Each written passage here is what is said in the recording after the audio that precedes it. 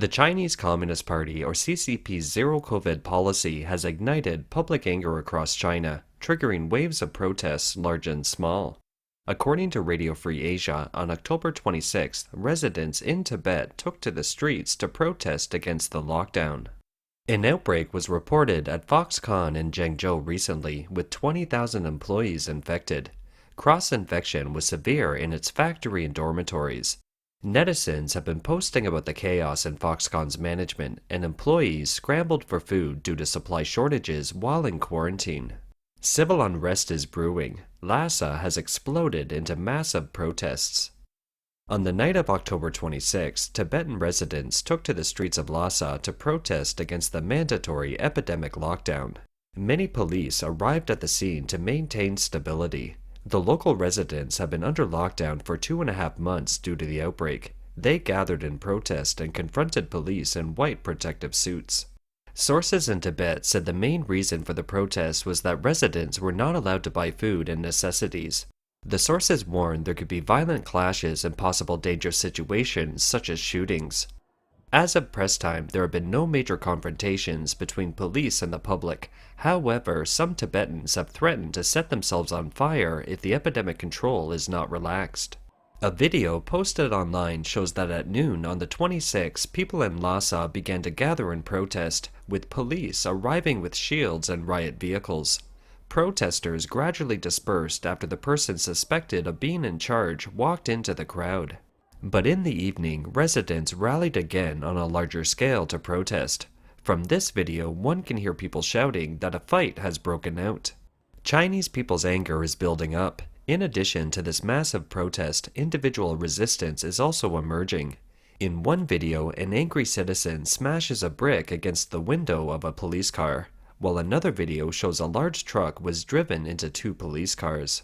People's resistance is not without effect. This video became popular on the internet a day after the Communist Party Secretary of Inner Mongolia visited the University of Technology and called for arrangements to be made for the students of the university to go home.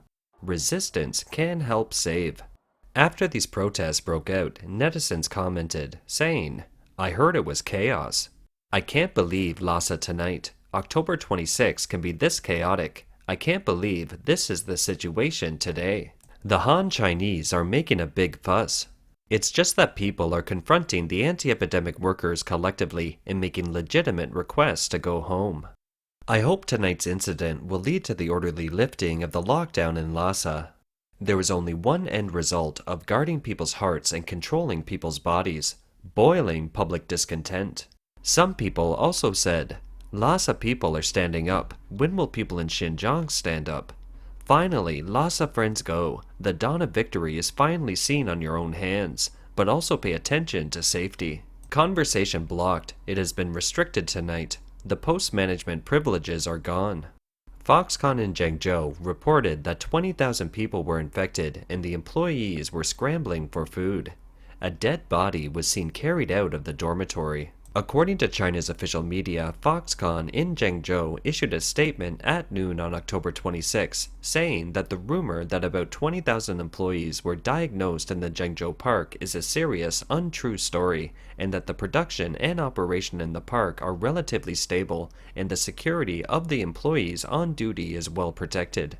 According to informed netizens, the authorities have directly used many of the rotten-tail buildings in Zhengzhou as quarantine sites for Foxconn employees.